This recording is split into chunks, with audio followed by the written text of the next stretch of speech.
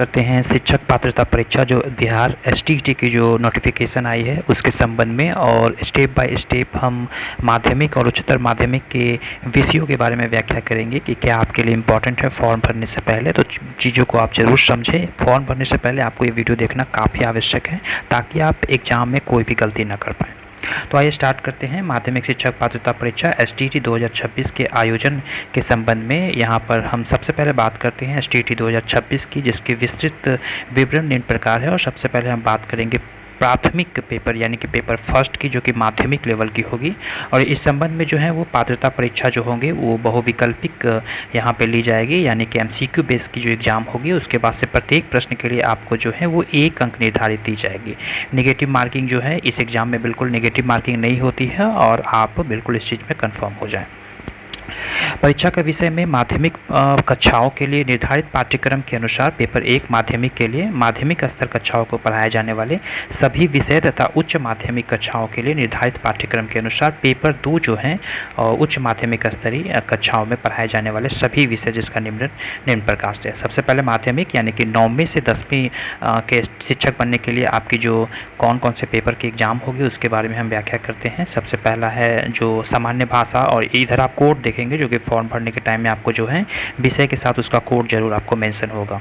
तो हिंदी विषय है, उर्दू विषय है, बांग्ला विषय, मैथिली है, संस्कृत है, अरबी है, फारसी है, भोजपुरी है, अंग्रेजी है, गणित है। सभी के विषय कोड आप बिल्कुल रिकॉल कर लें और आपको फॉर्म भरने के टाइम में इसकी आवश्यकता पड़ेगी। अंग्रेजी की 109 है, भोजपुरी उसके बाद गणित की 110 है, विज्ञान की 111 है और सामाजिक विज्ञान के 112 हैं। उसके बाद से और विषयों की भी एसटीईटी होगी, जैसे जिसमें शारीरिक शिक्षा की होगी, इसकी जो विषय कोड है 113 है।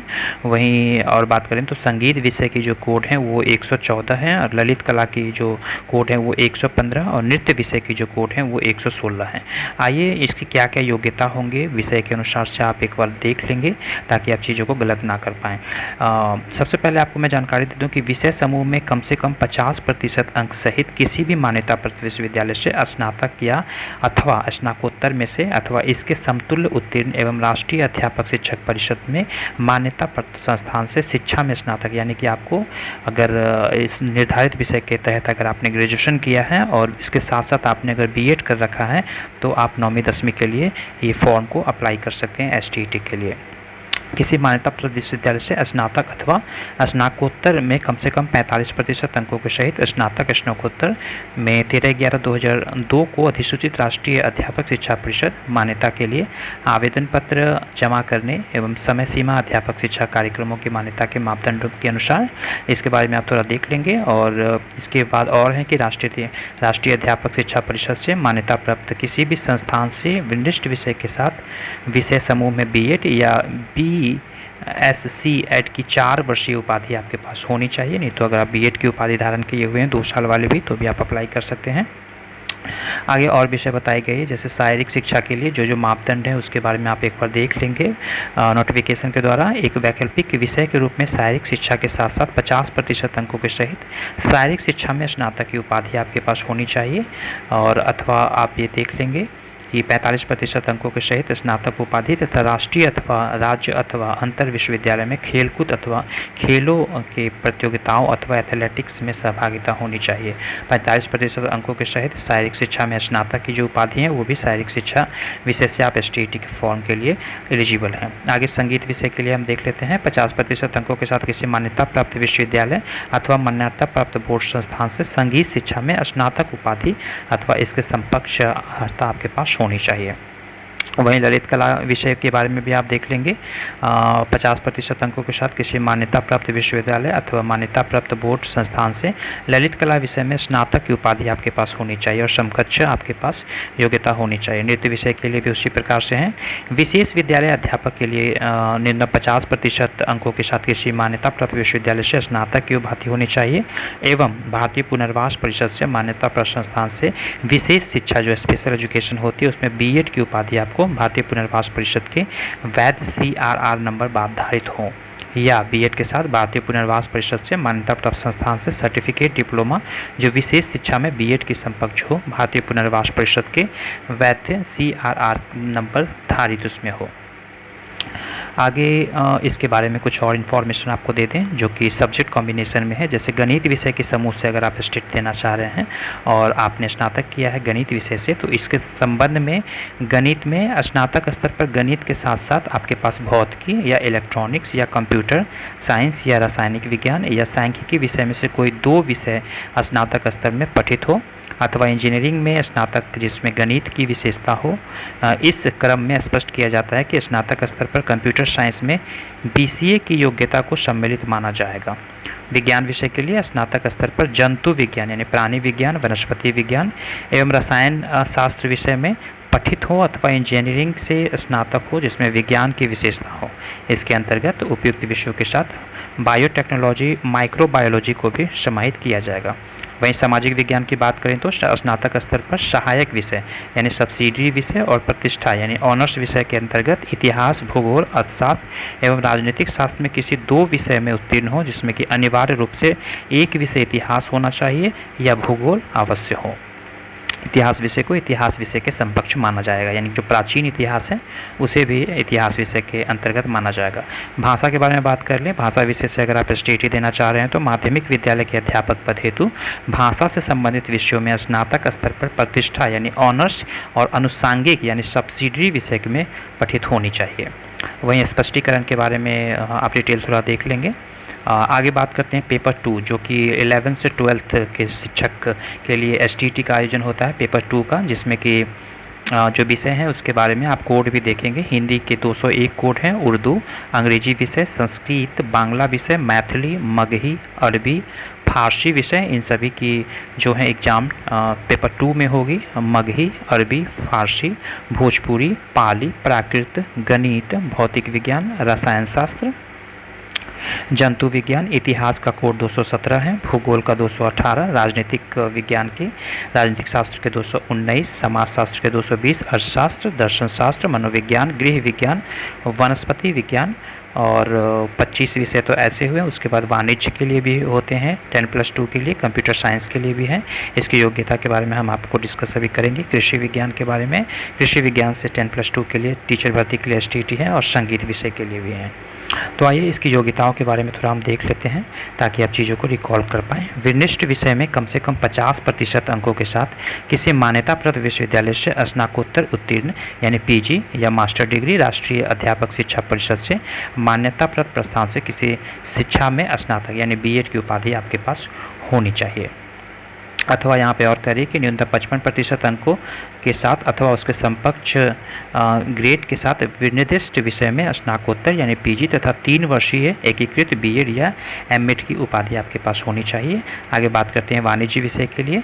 वाणिज्य विषय में कम से कम 50% अंकों के सहित किसी मान्यता प्राप्त विश्वविद्यालय से स्नातकोत्तर यानी कि PG की उपाधि होनी चाहिए। वाणिज्य विषय से स्नातकोत्तर उत्तीर्ण उम्मीदवार वाणिज्य संकाय के तीनों विषय जैसे EPS जिसे उद्यमिता कहा जाता है, अकाउंटेंसी जिसे लेखाशास्त्र और बिजनेस स्टडी जिसे बिजनेस स्टडी के रूप के लिए आवेदन कर सकेंगे। सामान्य विषयों के लिए निर्धारित प्रशैक्षणिक अर्हता है। और कंप्यूटर साइंस के लिए आप थोड़ा देख लेंगे कि इसमें जो जो योग्यताधारी करते हैं जैसे न्यूनतम 50% अंकों के साथ निम्न विषय के समक्ष में मान्यता प्राप्त विश्वविद्यालय संस्थान से प्राप्त में DOEACC यानी DOEIC से A लेवल एवं किसी विषय में स्नातकोत्तर की उपाधि होना चाहिए, या किसी मान्यता प्राप्त विश्वविद्यालय से या AICTI से मान्यता प्राप्त संस्थान से किसी स्ट्रीम में B या BTech की उपाधि तथा कंप्यूटर में पोस्ट ग्रेजुएट की डिप्लोमा आपके पास होनी चाहिए। वहीं कंप्यूटर साइंस के बारे में सारा डिटेल है, आप एक एक करके स्क्रीनशॉट ले लेंगे ताकि आप एलिजिबिलिटी हैं अगर इसके तो आप इसके लिए फॉर्म अप्लाई कर सकते हैं। MCA का 3 वर्षीय कोर्स जिसमें 6 सेमेस्टर होती है कंप्यूटर विज्ञान विषय के अभ्यर्थियों के लिए B.Ed की योग्यता अनिवार्य नहीं है। आप इसे गौर करेंगे, कंप्यूटर जो साइंस है इसके लिए कंप्यूटर विज्ञान विषय के अभ्यर्थियों के लिए B.Ed की योग्यता अनिवार्य नहीं है। वहीं कृषि के बारे में आप देख लेंगे कि न्यूनतम 50% अंकों के साथ निम्न विषय समूहों में मान्यता प्राप्त विश्वविद्यालय संस्थान से कृषि उद्यान में स्नातक जिसमें agronomy, plant breeding, genetics, entomology, plant pathology और सीड साइंस एवं टेक्नोलॉजी, सॉइल साइंस, हॉर्टिकल्चर में किसी विषय में स्नातकोत्तर की उपाधि होनी चाहिए। मान्यता प्राप्त संस्थान से कि संदर्भ में किसी प्रकार के विवाद उत्पन्न होने पर प्रशासकीय विभाग का निर्णय जो होगा वो अंतिम होगा।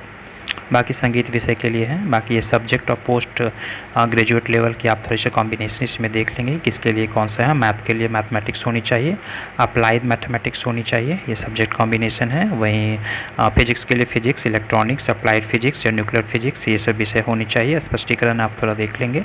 आगे हम चलते हैं इसकी जो उम्र सीमा के बारे में, और पेपर का पाठ्यक्रम तो हम देख ही लिए। पाठ्यक्रम में पेपर 1 में माध्यमिक स्तर पर वाले विषयों के लिए राज्य के विश्वविद्यालय में स्नातक स्तरीय पाठ्यक्रम तथा पेपर 2 यानी उच्च माध्यमिक तहत आने वाले विषयों के लिए राज्य विश्वविद्यालय में लागू स्नातक प्रतिष्ठा स्तरीय पाठ्यक्रम हो। प्रश्न पत्र पैटर्न में माध्यमिक शिक्षक पात्रता परीक्षा में पूछे जाने वाले जो प्रश्नों में 100 अंक निर्दिष्ट विषय वस्तु के होंगे, और यानी कि आपके जो अपने पेपर के 100 अंक निर्धारित हैं, और 50 अंक जो हैं वो शिक्षण कला और अन्य दक्षताओं पर आधारित होगा, जो कि सभी के लिए अनिवार्य है।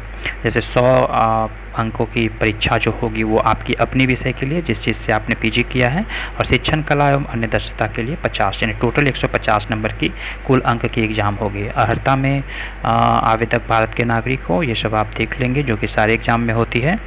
और उम्र सीमा के संबंध में बात करें कि विभागीय पत्रांक कितना के तहत 11 अगस्त 2026 के उम्र सीमा एवं इसमें छूट से संबंधित प्रावधान है, जिसमें कि 2026 में सम्मिलित होने वाले अभ्यर्थियों की न्यूनतम आयु 1 अगस्त 2026 को 21 वर्ष, अधिकतम वही होगी जो बिहार सरकार के द्वारा सामान्य प्रशासन विभाग के द्वारा समय समय पर विहित की जाती है। जैसे अनारक्षित के लिए 37 वर्ष हैं, अनारक्षित महिला के लिए 40 वर्ष हैं, पिछड़ा वर्ग के लिए 40 वर्ष, अति पिछड़ा वर्ग पुरुष महिला के लिए 40 वर्ष, वहीं अनुसूचित जाति के लिए 42 और अनुसूचित जनजाति के लिए पुरुष महिला के उम्मीदवारों के लिए 42 वर्ष हैं। आगे बात करें कट ऑफ इसकी जो क्या रहेगी, मिनिमम कट ऑफ आपको उत्तीर्ण प्राप्त करनी है एग्जाम को क्वालिफाई करने के लिए। सामान्य के लिए 50% अंक है, पिछड़ा वर्ग के लिए 45.5%, अत्यंत पिछड़ा वर्ग के लिए 42.5%, अनुसूचित जाति अनुसूचित जनजाति के लिए 40% अंक आपको लाना होगा, दिव्यांग के लिए 40% अंक और महिला के लिए 40% अंक अनिवार्य है। ये टोटल 150 नंबर में आपकी कट ऑफ बनेगी। आगे कितने पैसे लगेंगे फॉर्म अप्लाई करने के लिए, इसके बारे में आपको जानकारी दे दूं कि सामान्य वर्ग आर्थिक रूप से कमजोर, सामान्य वर्ग, पिछड़ा वर्ग, अत्यंत पिछड़ा वर्ग के लिए 960 रुपया, पेपर 1 अथवा पेपर 2, पेपर 1 अथवा पेपर 2 यानी एक पेपर के लिए, और अगर पेपर 1 एवं पेपर 2 दोनों पेपर के लिए आप एलिजिबल हैं तो 1440 रुपये आपको लगेंगे। वहीं अनुसूचित जाति और अनुसूचित जनजाति दिव्यांग के लिए 760 रुपया पेपर 1 के लिए, और अगर दोनों पेपर आप देना चाहते हैं तो 1140 रुपये आपको जो है वो फ़ी लगेगी। आप इसे एक बार गौर कर लें। प्रमाण पत्रों के बारे में हम थोड़ी सी जानकारी आपको दे दें कि कौन कौन से आपको प्रमाण पत्र जो हैं वो अटैच करनी है फॉर्म अप्लाई करने के टाइम में, जो कि काफ़ी इंपॉर्टेंट है। आप इसे एक बार देख लेंगे। प्रमाण पत्रों को अपलोड करने के लिए अभ्यर्थी निम्नलिखित प्रमाण पत्रों की स्व अभिप्रमाणित प्रति अपलोड करेंगे, जैसे मैट्रिक की 10th का प्रमाण पत्र एवं अंक पत्र, जन्म तिथि के लिए जो कि डेट ऑफ बर्थ सर्टिफिकेट आपकी होती है मैट्रिक वाले, इंटर के लिए 12th का जो है वो प्रमाण पत्र एवं अंक प्रमाण पत्र, स्नातक का प्रमाण पत्र एवं अंक प्रमाण पत्र, स्नाकोत्तर का प्रमाण पत्र एवं अंक प्रमाण पत्र, बीएड का प्रमाण पत्र एवं अंक प्रमाण पत्र, अन्य शैक्षणिक योग्यता यदि हो तो सक्षम पदाधिकारी द्वारा निर्गत आवासीय जो डोमिसाइल सर्टिफिकेट, वह अनुसूचित जाति अनुसूचित जनजाति के उम्मीदवारों के लिए सक्षम प्राधिकार के द्वारा निर्गत जाति प्रमाण पत्र, अत्यंत पिछड़ा वर्ग के उम्मीदवारों के लिए सक्षम प्राधिकार द्वारा निर्गत क्रीमी लेयर रहित अद्यतन प्रमाण पत्र आपके पास होनी आवश्यक है। वहीं दिव्यांगता का दावा करने की स्थिति में विविध प्रपत्र में सक्षम प्राधिकार के द्वारा निर्गत वैध दिव्यांग का प्रमाण पत्र होनी चाहिए। वहीं भूतपूर्व सैनिक के लिए अधिकतम आयु की सीमा में छूट का लाभ लेने के लिए भूतपूर्व सैनिक का प्रमाण पत्र आपके पास होनी चाहिए। बाकी जो फॉर्म अप्लाई करनी है उसके बारे में सारी कुछ विवरण दी गई है, आप इसे एक करके देख लेंगे नोटिफिकेशन डाउनलोड करके, जो कि बिहार बोर्ड की साइट पे आपको मिलेगी, वहाँ पे आप चीज़ों को एक बार देख सकते हैं। तो बस यही जानकारी आपको देनी थी, और किस तरह से आप फॉर्म अप्लाई करेंगे ये सारा आप PDF निकाल करके चेक कर लेंगे, ताकि आप स्टेप बाय स्टेप कोई भी गलती ना करें।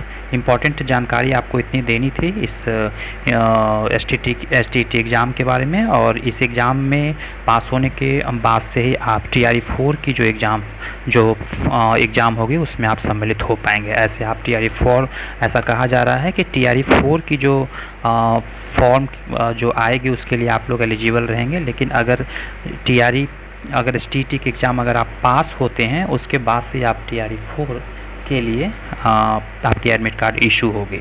तो तो ऐसी बताई जा रही है जानकारी। तो आप पूरी मेहनत करें और STT एग्ज़ाम को क्वालिफाई करें, ताकि आप जो आने वाले TRE 4 की जो वैकेंसी है उसमें आप सम्मिलित हो पाए और अपना जो एक पोस्ट है वो अपने विषय में